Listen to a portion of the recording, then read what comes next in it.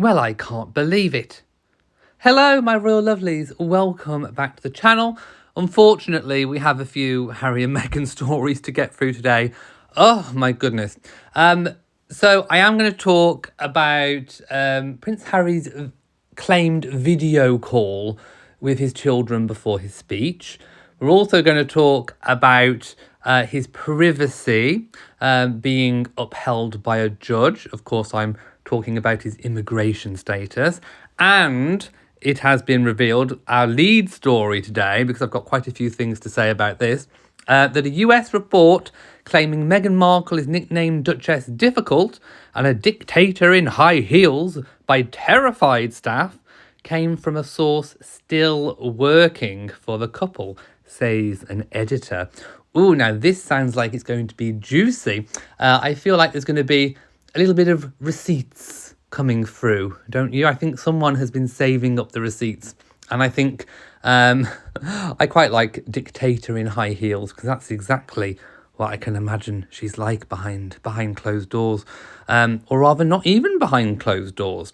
So, this claim came from someone classed as, and this is a quote, very high up, still working for the couple, a senior journalist has claimed. Still working for the couple. This is key, because this is not a disgruntled ex-employee, one of Harry and Meghan's employee casualties. What, have they lost 18 members of senior staff since 2020 or something of that nature? This is someone very much still in their fold, probably terrified to tell them to their face, probably needs the money, so doesn't really want to necessarily jump ship without having a job to go to, but someone that wants to make, I suppose, their experiences known. So this is quite interesting. So the source said that Meghan doesn't take advice. And that's a quote. Well, tell us something we don't know. We know Harry and Meghan are famous for not taking advice because, oh my goodness, it's either they're surrounding themselves with people that don't give very good advice and they're following it, or they're getting very good advice because they're paying very experienced people and they're just ignoring it, which I think the truth is the latter of the two, don't you think? And apparently she has reduced grown men to tears, according to the Hollywood Reporter. I mean, if I was working for her, she'd get a dose of honesty, my loves, and she'd have to lump it. Even if it meant losing my job, I could not put up with so. As I've got older, I have become a little bit less tolerant. I'm better in my approach of addressing matters. That has improved. But in terms of my tolerance of stupid people, that has gone through the floor. And since I've been working for myself, since being self-employed, I don't take fools gladly, my loves. I really don't. So I am now fully prepared to tell anybody, no matter who they are or what level, the truth. And if I was working for Harry and Meghan, they would get a good old dose of honesty. And she could stick it up her jumper if she didn't like it. Because actually, from their perspective, what they need around them is people to tell them exactly what is what. And then they need to take it on board. It's a two-pronged fork. They need the honest advice, and then they need to accept it and take it and listen to it. They don't necessarily have to agree with it, but it would be advisable to take it. So, Mayor Roshan, co-editor-in-chief of the publication, said he stands by the story after a backlash amongst supporters and friends. Well, I think they're talking the Sussex squad there, including one Sussex source who said the claims were fabricated. Oh, anything that's negative against Meghan has been fabricated, hasn't it? Meghan herself has also, of course, always strenuously denied claims of bullying staff. Oh, I would love to see that report from the palace. I wish they'd unseal it. I wish they'd make it public. I really do. We'd have a feast, wouldn't we? Mr. Roshan believes that their insider has revealed that it probably isn't true that claims Meghan is difficult to work with, and the nickname Duchess Difficult was manufactured by the palace after Megxit. So basically, what Meghan and Harry are saying about everything being fabricated is not likely to be true in terms of from their perspective. So it is true, in other words. Meghan probably was considered a bully or displayed elements of bullying behaviour while she was a senior working royal. This is explosive stuff. The allegations about her behaviour emerged in a piece on the exodus of staff who have worked for the Sussexes, including the couple's chief of staff, Josh Kettler, who resigned from his role in August after just 3 months. That was shocking. It really was. Mr. Roshan told Access Hollywood our reporter talked to a very high-up source who works for the couple and said everyone is terrified of Meghan. Or should that be the monster of Montecito? Duchess Difficult is a nickname that has trailed Meghan Markle for quite a few years. Well, they say, don't they? Never a truer word said in jest. And I don't think people were necessarily joking either, because it's not a joking matter.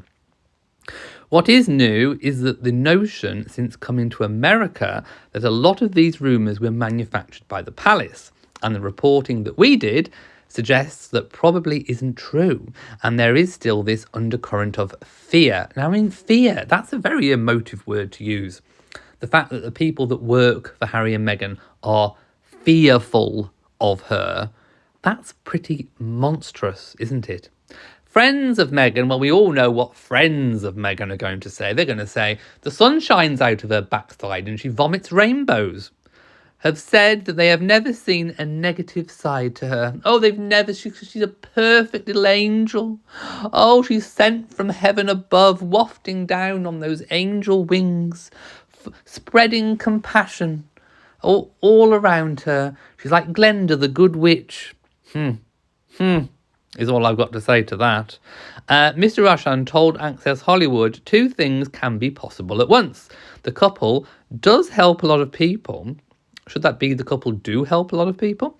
Meghan and Harry declined to comment on our story. Well, of course they would.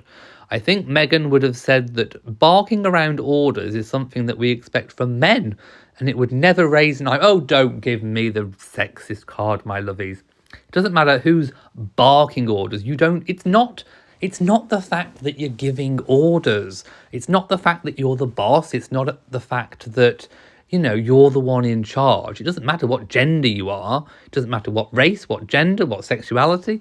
That doesn't matter. There will always be people in positions of power above you. Unless you're King Charles, of course.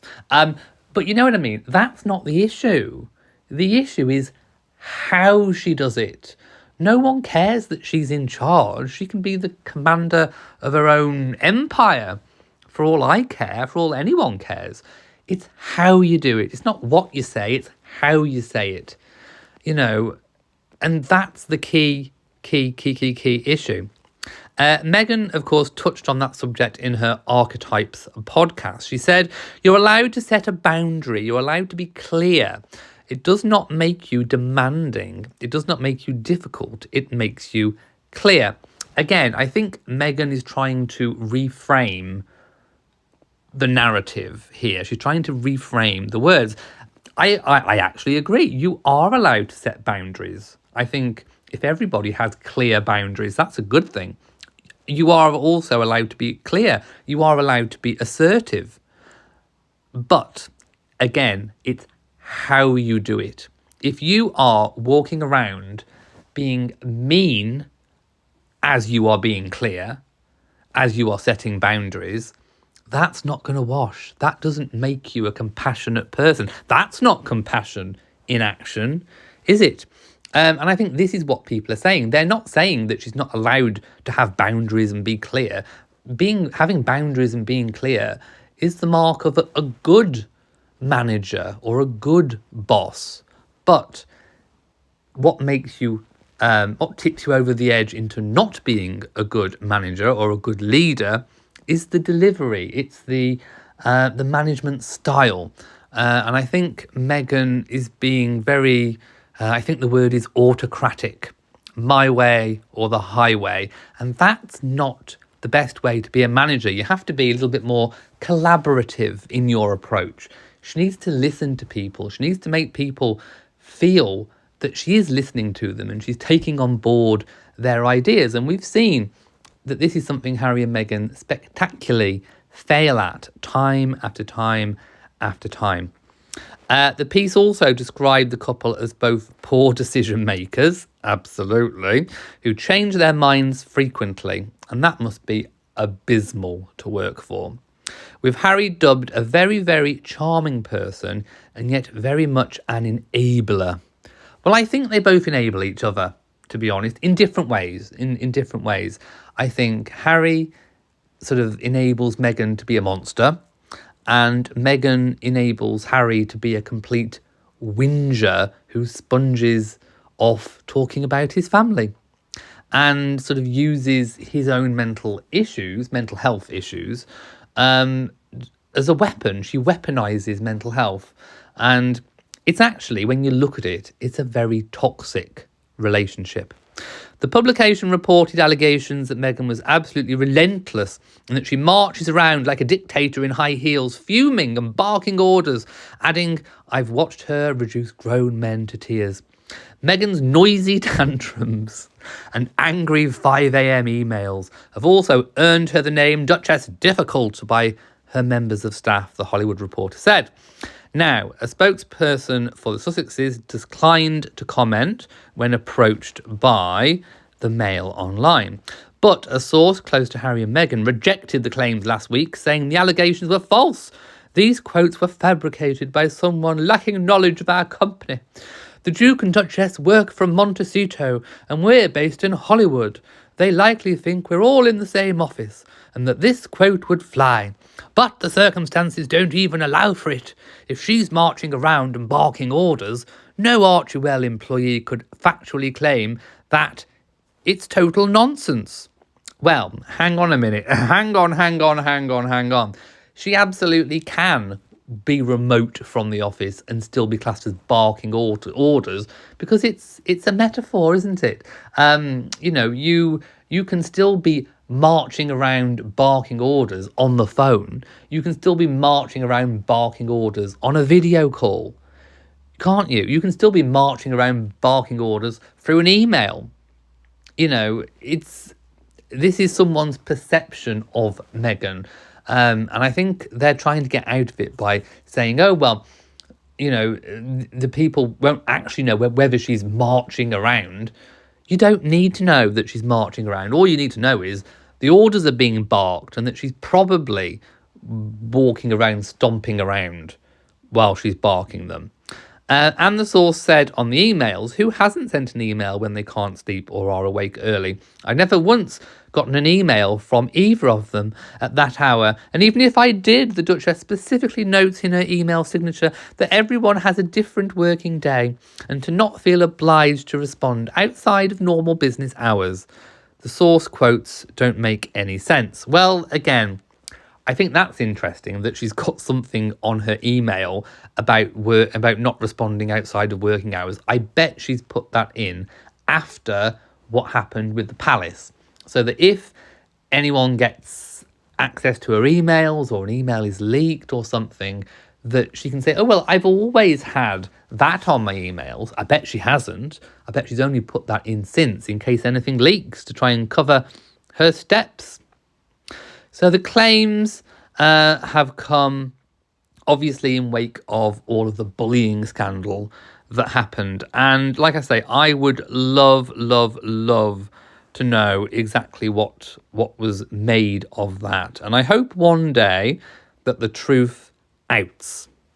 So just backpedaling slightly, on Monday, Harry appeared on stage in New York to discuss mental health and climate change. Of course, this is the Legacy Award in honour of his late mother. But this is interesting. Before taking to the platform, Harry FaceTimed his wife of course, Megsy baby, and their children Archie and Lilibet, according to People magazine. It's always interesting how People magazine seems to get all of the Harry and Meghan news, isn't it? So the publication wrote that Harry reportedly showcased the room to his family, giving them a little tour of the hotel space before taking part in the Concordia annual summit in support of the Diana Award. Backstage, he was actually calling Meghan, said the source. I thought that was just so sweet, and it helped humanize him. Humanize him? Just because he was on a video call? Oh, don't be so stupid, my love. You need to get a life. Diana Legacy Award winner Chiara Rianti Hutapia Zhang, I do apologise profusely for the pronunciation, aged 18, who joined Harry for the panel discussion on mental health issues, told the publication. Oh, she's kissing arse, isn't she? Backstage, he was actually calling Meghan. Oh, he was actually calling Megsy baby. And I got to witness it. Well, I bet she was told to speak to People magazine about it. This is just Sussex propaganda. I mean, even the word humanise, that's something that it sounds like a strategy. It sounds like a PR strategy word. You can imagine Harry and Meghan's team all, colluding around a whiteboard as they write down buzzwords about how to rehabilitate Harry's PR. And you can imagine one of the words being written on the board, humanise. Because most people don't use the word especially 18-year-olds. My God, they don't use the word humanise very often. This is all just complete. It's a puff piece. He made sure we had no nerves at all. He's just so kind-hearted. Oh, pass me the sick bucket. Meghan's sick bucket. Because that's a load of waffle as well. She's not sick. Not only was he helping us get comfortable with speaking on stage, but he comforted us after as well. Ah, really? Well, we saw him cracking his knuckles and looking nervous, didn't we? As he sat down on the stage. Maybe without his crutch, Meghan by his side. I don't know. It's all just ridiculous. It really, really is. I mean, you couldn't write it. This is just their PR machine in action, and anybody with half of a brain cell can quite frankly see through it. It's completely transparent. I mean, if Harry and Meghan had a brain cell between them, they'd be dangerous. I mean, Harry and Meghan have not got... if brains were gasoline, they wouldn't have enough to power an ant's motorcycle around the outside of a penny. Ooh, right, some news just in. So Harry has been addressing, I think today actually, the audience at the 2024 Clinton Global Initiative. And he has revealed in his speech that his lock screen is a picture of his children, Prince Archie and Princess Lilibet. Oh my goodness. I mean, I've got myself a mat on mine. I have had the cats as well. Let me know in the comment section what you have on your lock screen. Again, I think, he's talking about things like this. Again, this is the whole humanise narrative, isn't it? The PR stunt. He's trying to make himself more relatable, because I think since he's moved away from the royal family, believe it or not, he's actually become less relatable. You'd think, wouldn't you, being a working royal, that people might think, oh, he's very, very different to us.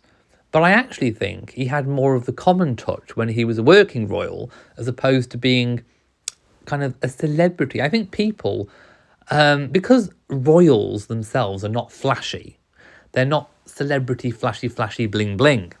And I think since he's moved away, although I still don't think Harry's, being very bling, bling, and he's certainly not ostentatious, we know that he lives in a £14 million mansion. We know that he employs heavy armed security. We know that he's swanking around the place on private jets.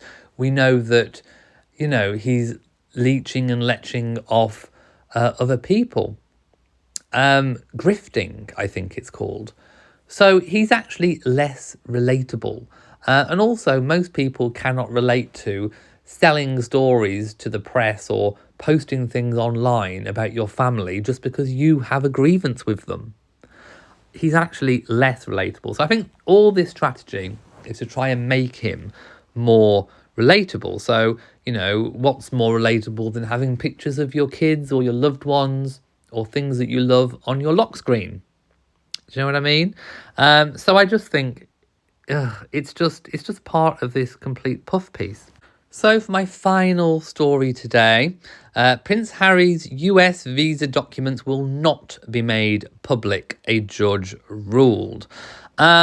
So, in a court decision handed down on Monday, US District Judge Carl Nichols said the British royal had a reasonable privacy interest in relation to his US immigration paperwork, and therefore such files should remain public. However, the judge did acknowledge that Harry had revealed intimate details of his life in his memoir Spare, which included a description, of course, of his genitals freezing, frostbit penis, and his history of recreational drug use.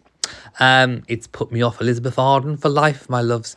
He also noted that Harry's privacy interests were somewhat diminished by him being a public figure, according to the court filing obtained by publications.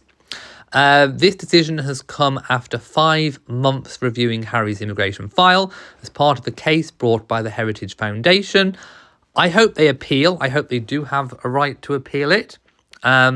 Because I think, this opens a bit of a can of worms, doesn't it? Just because you're famous, just because you're wealthy, just because you have maybe contacts with, the British government, that you are, that gives you sort of privacy superpowers, if you like, gives you almost immunity. And I think that could actually be quite a dangerous precedent. So I will pop some photographs of sort of what was said, so you can pause the video and read them.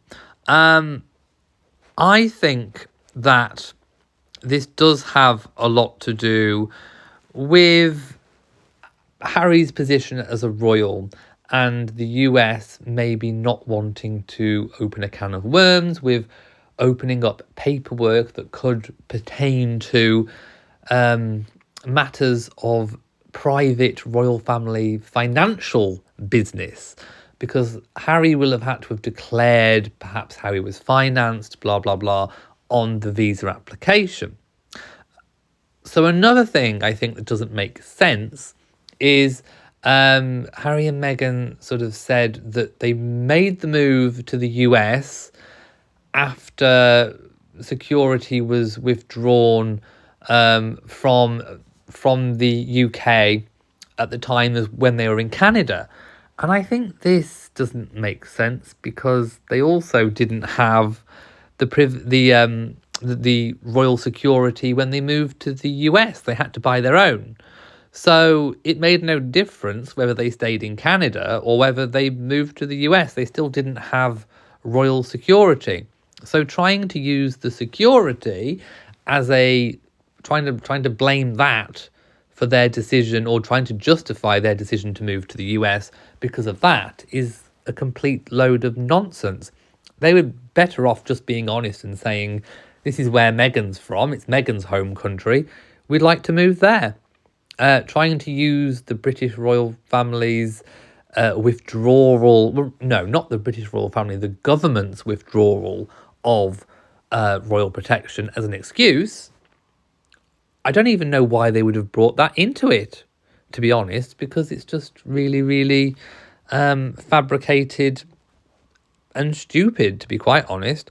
So yes, the judge felt that Harry should have a reasonable expectation of privacy, and for the reasons discussed, the public does not have a strong interest in the disclosure of the Duke's immigration records, the order states. The judge also said that some documents submitted to him by DHS were of particular relevance, but the sentence was followed by a large paragraph that is redacted. So there are quite a few redacted pieces. He wanted to see the particular harm that would arise from the material being made public. And I think that is true because, you know, the only people really that could potentially hurt would be Prince Harry, especially if he lied on his visa. But also, potentially, there could be information, as I said, leaked about royal family finances. So maybe there was a little bit of intervention from the British government, perhaps a little bit of pressure. I really don't know. Yes, Assistant US Attorney John Bardo told the court in Washington the book isn't sworn testimony or proof. Saying something in a book doesn't necessarily make it true. So again, by fighting all of this, it's just brought up more accusations that what was written in Spare is not necessarily true. It's just Harry's opinion. Right, I think I've been yakking on at you far too much. Do let me know what you think about all these different stories and topics. Thank you for watching this video. If you've enjoyed it, please give it a big old thumbs up. Don't forget to share on social media. And of course, do hit the bell so that you know whenever I upload a new video. So from me, mwah, to you all, and goodbye.